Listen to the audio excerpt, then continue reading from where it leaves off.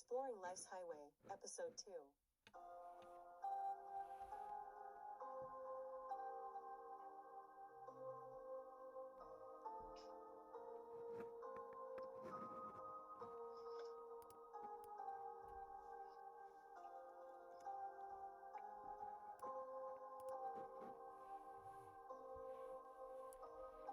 Hi, Atzmon. How are you? Hi. Can you see me and hear me? Yes, I can see you and hear you. I would like to discuss with you tonight about happiness. Happiness. About happiness. I'll smile. Okay. Thank you. Tell me from your perspective, please, what brings happiness to your life? What is happiness for you? Well, when you come to think of it, one lives a long life, 70, 80, 90 years. And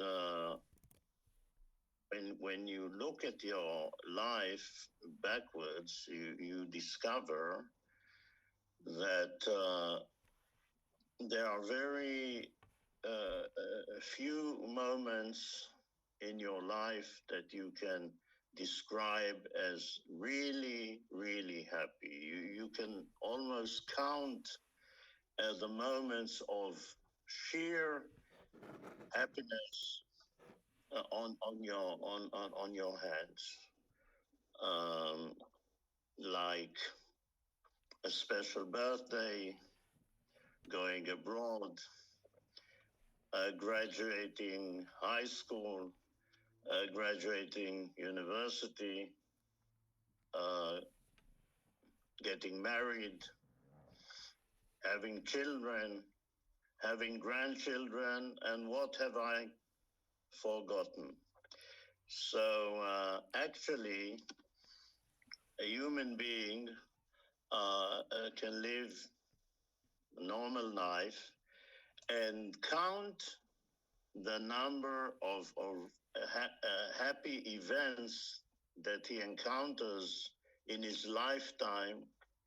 They are actually not so many. So the question is whether only these special moments that we cherish and are really registered in our brain are the happy moments, or we can grade events of happiness. Like these are the happy highlights of happiness, these very, very special events in one's life. But they are moments that are happy, but not to the extent of being registered as wow, as something extraordinary. What I think is that, first of all, happiness depends on every person. Some people are happier, and some people are not so happy or less happy. Like people are optimistic and pessimistic, and there's all sorts of people. And an event that can be a happy event for me or a very special event for me, it is not necessarily that it would be considered by somebody else having gone through the same event as a very happy event. Yeah. But what I think is we have to cherish the happy moments of our life.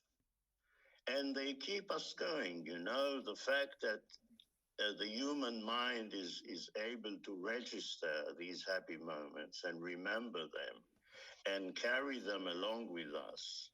So it is not a one-time thing. The fact that you have a happy event, that you experience a happy event, if you really enjoy and cherish it, it goes with you for the rest of your life. And then you can remember it and think about it and become happy. Like it makes you happy for more than once. The memory of a happy event follows you for the rest of your life. So this is something very special that we can cherish these happy events and keep them in our minds, and they go with us. They go along with us throughout our lives. Yeah. Another thing I want to point out is that happiness does not have to do with where you are and what you are doing. If you are a happy person, an optimistic person, a person that knows to to enjoy a happy moment, to notice a happy moment, Yeah. then wherever you go, you can be happy.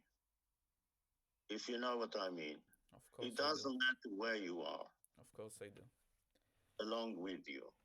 For You are me, happy wherever you are. If you have a happy event. Now ask me something else because I think I made my point there.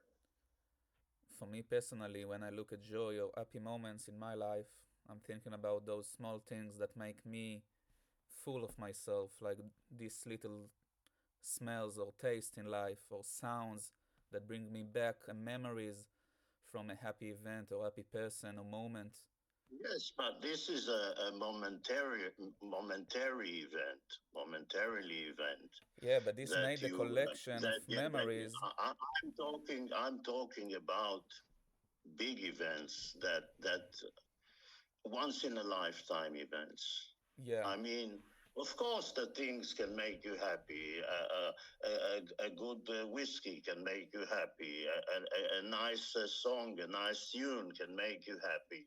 A good meal can make you happy. Okay, but this is a different kind of happiness. I'm not talking about this momentary happiness. This is something, okay, so it makes you joyful, it makes you happy for the moment. But I don't think that a good meal that you have in a good restaurant for instance. that makes you happy when you have the meal and when you eat it and when you have good company makes it even better.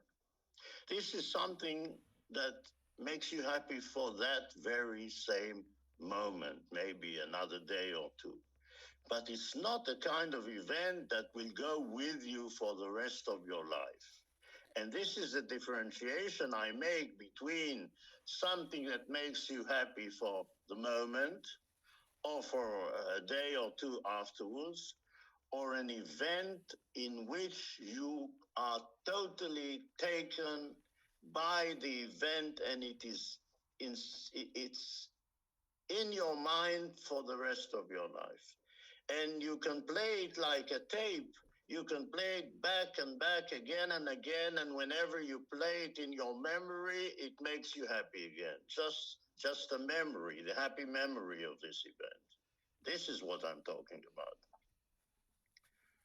This is the reason I ask you about your point of view. You've been in so many big events in your life.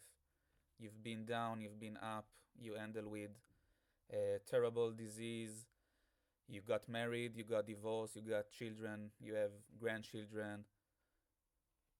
Now, at the point when you live, are you a happy man, Atzmon?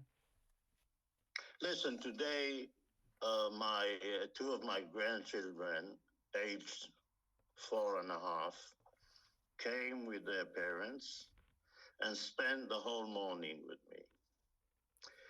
And we sat outside, and it was a lovely sunny day, and we had a meal together, and we played music, and I played with my grandchildren.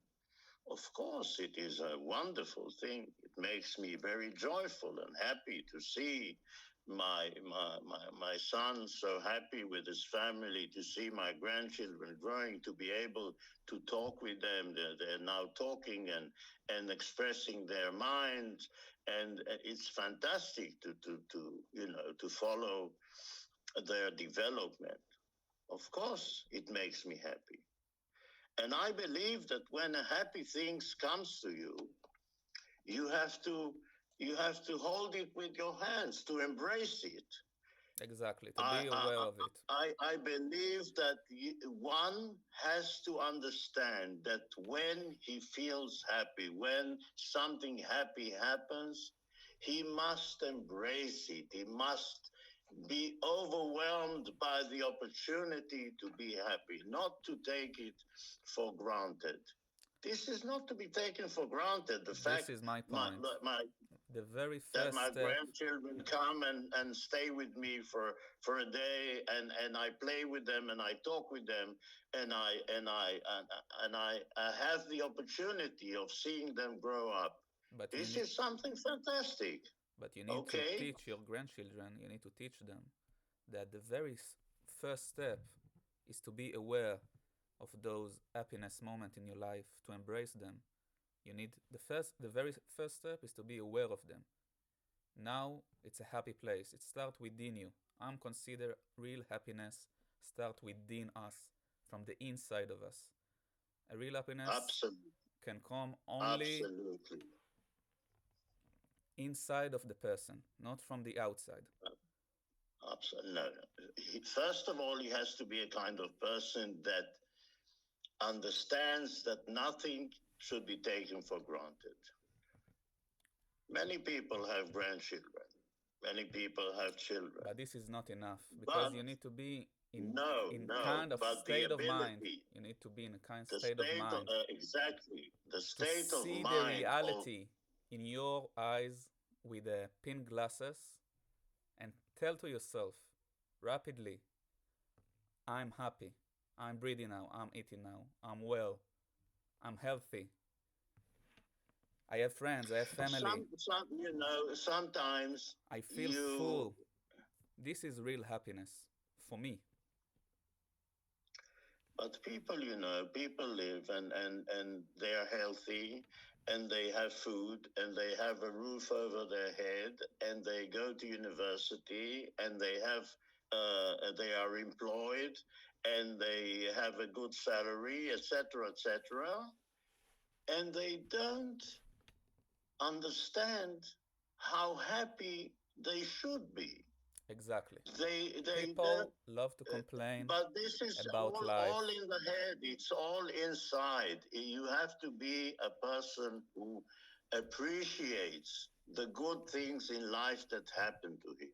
You first You need to have to you appreciate have your existence because I consider most of the people these days just keep on being busy with complaining about their life, complaining about their realities. But I'm consider we are the creator of our reality. yes, but not people are born with blue eyes or with green eyes It doesn't or matter where you're with born. hair or without hair, and they have all sorts of shapes and colors. And the same goes to the way they look at life. And you have to be born a happy person, a person that enjoys society, enjoys friendship, enjoys family. And if you are not this kind of person, I'm sorry to say, but if you are not this kind of person, sir, you grumble, you complain, you are unhappy, you don't see the good things and the happy things. And this, I wonder whether this thing can be changed. I think that people are I mean, people who are born unhappy. I'll give you an example. Some babies, from the day they are born, you look at them, they smile to you. You talk to them, they answer you, and they smile. And you know, when you meet a happy baby who smiles at you, it gives you the desire to play with him, to talk to him, to continue this. There is some exchange of feelings between you and this little baby. And babies, and they get a lot of attention because of the fact that God created them in such a way that they smile at you all the time. And a baby who cries all the time, who is unhappy, who doesn't smile at you, doesn't get the same attention. I mean, he's not to blame for that, but it's a fact that a baby who is born with the ability to smile gets much more attention than a baby that does not smile at you. And unfortunately, you have to understand that not all people are born with the ability to understand the meaning of happiness and to be happy. Some, I mean, the same event that two person go through. One will regard the event as fantastic, as full of joy, as happy. The other person, okay, it was fine. Uh, So so. It depends on the person. And I'm not sure, in fact, I am sure that happiness is not something which can be taught. You cannot teach, in my opinion, someone to be happy. It's whether he has it, the ability to be happy, and the nature of happiness, or he hasn't got it. And if he hasn't got it, he's got a problem. But I'm afraid making someone happy is something that cannot be fixed. It's something you are either a happy person or a miserable person. And this is very unfortunate, but that's how the world, in my opinion, is constructed. There are happier people and less happy people. Let's face it, we're not all the same. And happiness or being happy, to a certain extent, maybe, but I'm afraid you cannot teach a person to become happy if by nature he's not a happy person.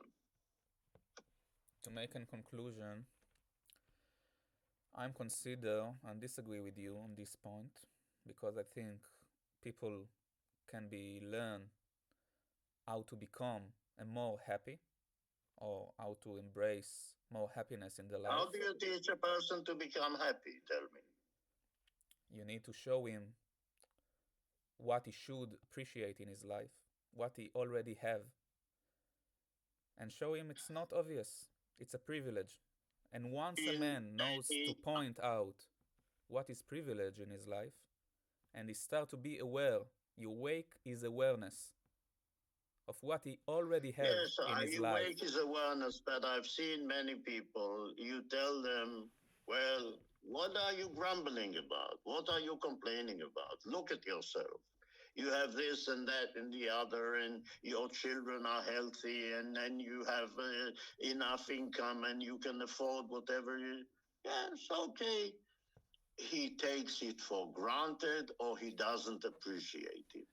And I think maybe to a certain extent you can change the attitude of an unhappy person by creation to a happier person to be aware of, but not to the extent of the happiness which a person who was born a happy person feels. It's not the same thing. Some things cannot be taught. It's a matter of the nature that you are born with. And this is how I feel it. And I'm a happy person, thank God. and I'm happy that I am. Exist. We all should be.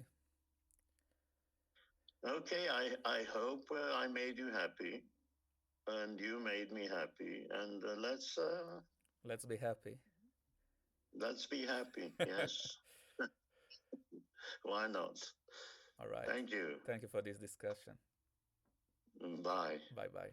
Good evening.